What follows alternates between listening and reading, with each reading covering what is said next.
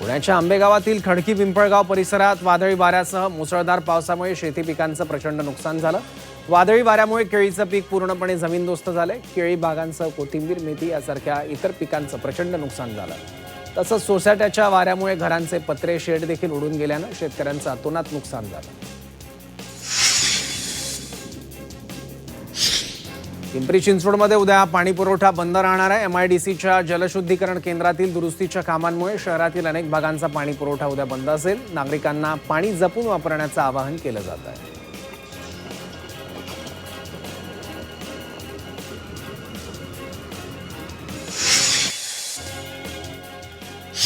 नाशिकमध्ये कपालेश्वर मंदिर परिसरात पावसामुळे मोठं नुकसान झालं। मंदिरालगतच्या धोकादायक वाड्यांचे पत्रे कोसळून मंदिरासमोर पडले आहेत। पत्रे पडल्याने एक भाविक जखमी झाला आहे।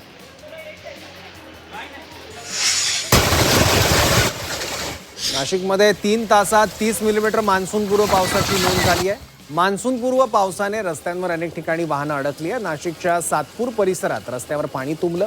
दरम्यान पावसामुळे दुकानांमध्ये पाणी शिरलंय।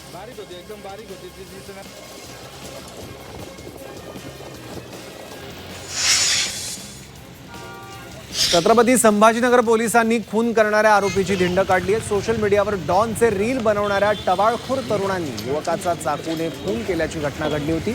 या प्रकरणी आरोपींना अटक करत पोलिसांनी धिंड काढली आहे।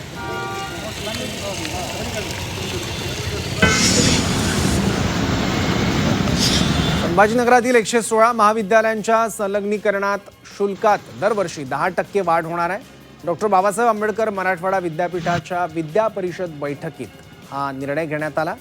सोबतच विद्यापीठानं रोजगाराभिमुख कोर्सेसवर भर दिला आहे।